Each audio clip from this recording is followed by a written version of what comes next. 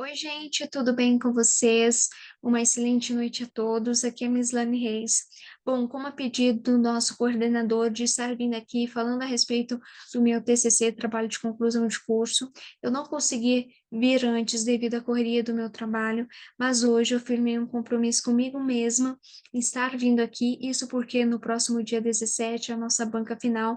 Para quem ainda nunca apresentou um TCC, talvez então, eu montei todo esse conceito agora, não falando sobre a parte gramatical, né, a parte da parte escrita, mas falando mais a respeito da minha apresentação, como que vai ser, eu já montei os slides aqui, vou mostrar para vocês e falar de uma forma mais sucinta possível, para não prolongar demais esse vídeo e para que todos possam ter acesso.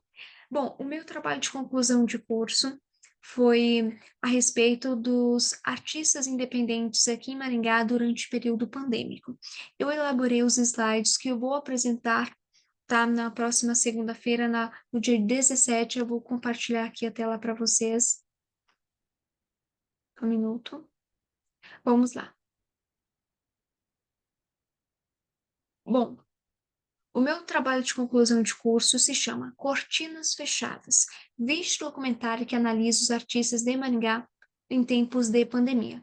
Sim, meu trabalho de conclusão de curso é dividido por duas etapas. Primeiro, o memorial descritivo, que é a parte escrita, e depois o vídeo documentário, que eu explico ao decorrer dessa apresentação aqui o porquê que eu escolhi o vídeo documentário. Agora são quase meia-noite, então por isso que eu estou falando um pouco baixo, mas eu espero que o áudio esteja acessível para todos. Bom, vamos lá. O meu vídeo documento, na verdade, é o seguinte: o memorial descritivo geralmente tem de 25 a 30 páginas, o meu deram quase 70. Isso porque em 2019, em meados de agosto, eu tive meu primeiro contato com um artista independente, onde ele comentou a respeito sobre a falta de subsídio do governo, a falta de recursos do governo federal para a classe. Com isso, para quem não está recordado, mas em dezembro de 2019, daquele mesmo ano, em Wuhan, na China, foi registrado o primeiro caso de Covid-19. Então, eu dei continuidade com o tema. Eu começou com uma matéria acadêmica de uma instituição que eu estudava, e isso foi desenvolvendo até eu chegar nesse tema, que hoje é também o meu trabalho de conclusão de curso. Então, aqui no primeiro slide eu falo sobre as ideias, né, sobre a minha aproximação com o tema. Bom, fazendo uma contextualização para vocês poderem entender o porquê e como que eu cheguei até a minha problematização do TCC. Bom, no dia 11 de março de 2020, a Organização Mundial de Saúde, OMS, declarou oficialmente estado de pandemia da Covid-19. Com isso, mais de 350 mil eventos deixaram de ser realizados em 2020, isso trazendo o panorama geral Brasil. Já em relação à nossa região, 81,2% das empresas de entretenimento tiveram eventos adiados e 77,4% das instituições com cancelamentos desses eventos. Para quem não está recordado, em abril de 2021 foi o ápice dos casos de coronavírus, contabilizando mais de 12 milhões de brasileiros contaminados, pouco mais de 325 mil mortes, tá? 325 mil mortes, em torno de 325 mil mortes, e os casos de óbitos diários estavam chegando em torno de 4 mil mortes registradas, fora aquelas que ainda não tinham sido registradas. Eu também falo sobre a falta de subsídio econômico pelo poder público, e aí que eu entro na minha problematização. Lembrando que todos os dados as fontes foram pela Associação Brasileira dos Promotores de Eventos, a BRAP, que me contribuiu muito para o meu trabalho com os dados, e também do Instituto Datacim.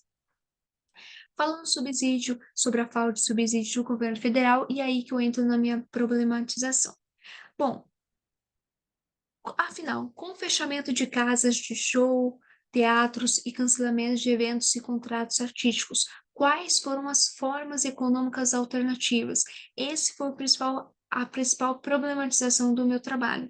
Depois, como que esses artistas maringaenses se readaptaram ao novo panorama decorrente do período de pandemia da Covid-19?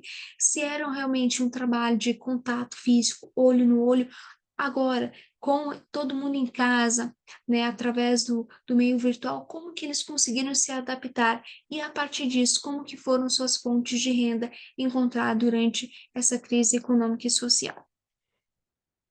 Bom, aí, deixa eu ir para a próxima aqui. Com isso, eu entro no objetivo do meu trabalho: mostrar através de um vídeo documentário como artistas no segmento de arte plástica, circense, teatral e performático se adaptaram no período pandêmico em Maringá.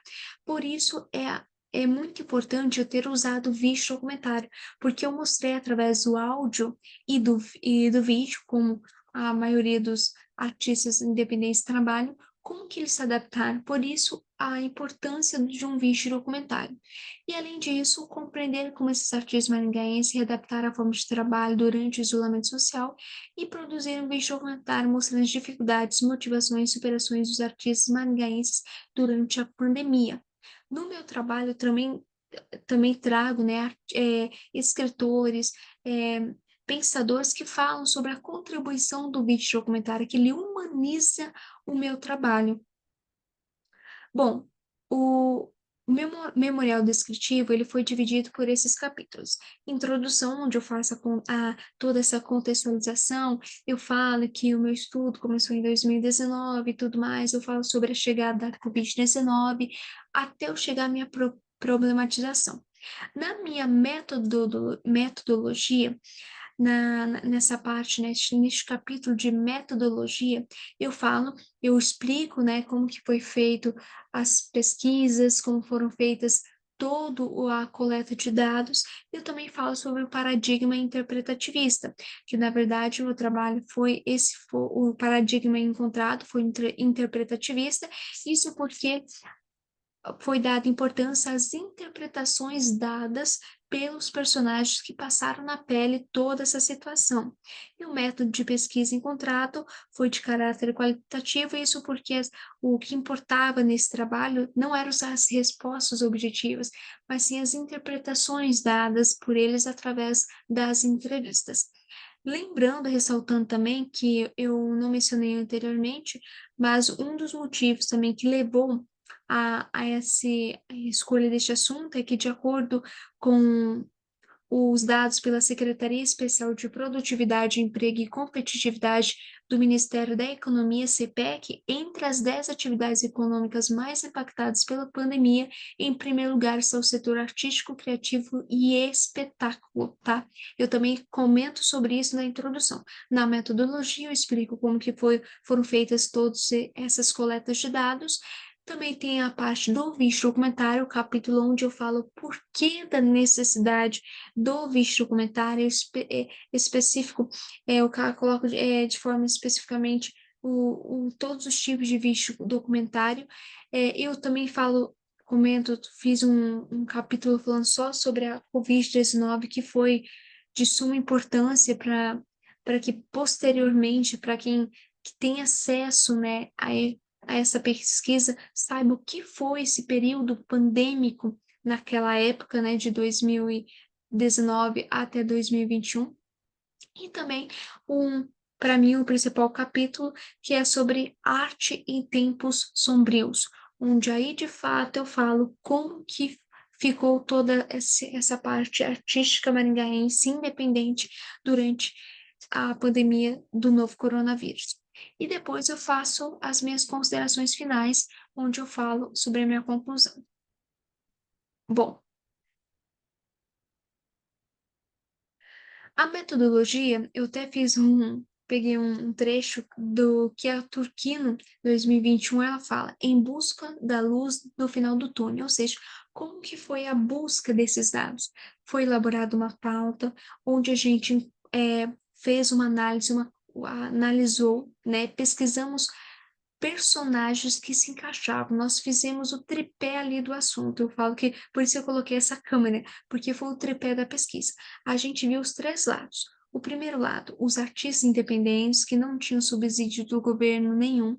Depois, os artistas que tinham subsídio do governo e que até mesmo eram empreendedores que comentaram sobre, mesmo tendo ali alguns recursos, eles não conseguiam se manter com pouco recurso fornecido pelo governo federal. E também o outro lado, né, que onde a gente entrevistou o secretário de Cultura aqui de Maringá, onde ele falou a respeito sobre quais eram as contribuições municipais aqui de Maringá para esses artistas. Foi elaborado um roteiro, as gravações levaram em torno de 3 meses, foram feitas produções, edição e a pós-produção, que eu coloquei cortinas entreabertas, né? Fiz ali uma metáfora. Bom, durante essa pós-produção foram colocadas, feito montagens, cortes, para a gente poder até mesmo montar esse vídeo documentário. Lembrando que é muito importante eu mencionar que nesses personagens, todos, tá?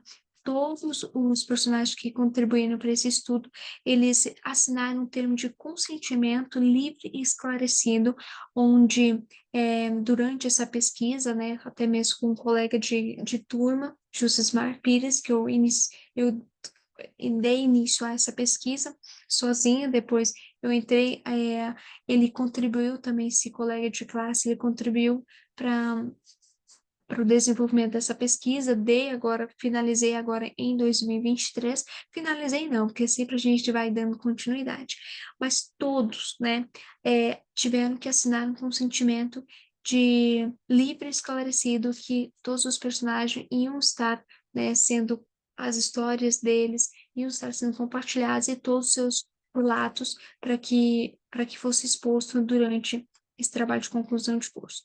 Bom, a minha fundamentação teórica foram principalmente três. O Nichols, 2010, onde ele fala a importância do vídeo documentário para falar sobre assuntos, falar sobre determinado assunto, onde ele fala que o vídeo documentário ele humaniza e ele traz uma aproximação do assunto para o espectador.